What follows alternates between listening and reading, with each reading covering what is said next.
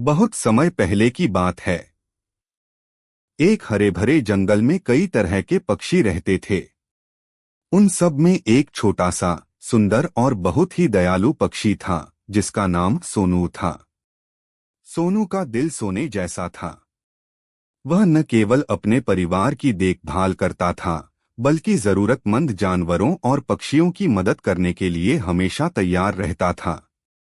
जंगल में हर कोई सोनू की दया और सहानुभूति की सराहना करता था। एक बार जंगल में भयंकर सूखा पड़ गया। नदियां सूख गईं, पेड़ मुरझा गए और खाने पीने की चीजें कम हो गईं। कई जानवर परेशान हो गए। सभी को पानी और भोजन की कमी खलने लगी। लेकिन सोनू ने हार नहीं मानी। उसने अपने छोटे से घोंसले में जो थोड़ा सा खाना और पानी जमा किया था उसे सबके साथ बांटना शुरू कर दिया। एक दिन एक घायल कबूतर जंगल में आ गिरा।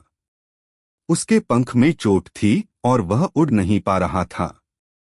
जब बाकी जानवरों ने उसे देखा तो वे डर गए कि कहीं वह शिकारी का शिकार न बन जाए। लेकिन सोनू ने उसे अपने पास रखा, उसकी देखभाल की और अपने चोंच से उसे दाना खिलाया। धीरे धीरे कबूतर ठीक हो गया और सोनू का आभारी होकर उड़ गया। इसी बीच जंगल में एक और बड़ी समस्या खड़ी हो गई। शिकारी आए और जाल बिछाने लगे।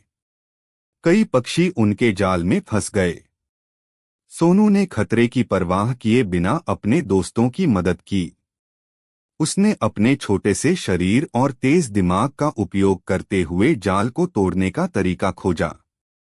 अपनी चोंच और पंजों से धागे काटते हुए उसने कई पक्षियों को आजाद कराया।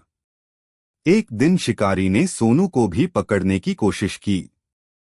लेकिन तब वही कबूतर जिसे सोनू ने बचाया था अपने दोस्तों के साथ वापस आया। उन्होंने मिलकर सोनू को आजाद करा लिया। उस दिन जंगल के सभी जानवरों और पक्षियों ने सीखा कि दया और मदद का फल हमेशा मीठा होता है। सोनू की कहानी जंगल में एक मिसाल बन गई। उसके साहस और दया ने सभी को यह सिखाया कि चाहे समय कितना भी कठिन क्यों न हो, अगर हम दूसरों की मदद करते हैं तो दुनिया भी हमारी मदद करती है। सोनू ने साबित कर दिया कि दया का भाव सबसे बड़ी ताकत है। इस कहानी से हमें यह सीख मिलती है कि दया और करुणा से न केवल दूसरों की मदद होती है बल्कि वही दया हमारे पास किसी न किसी रूप में लौटकर आती है।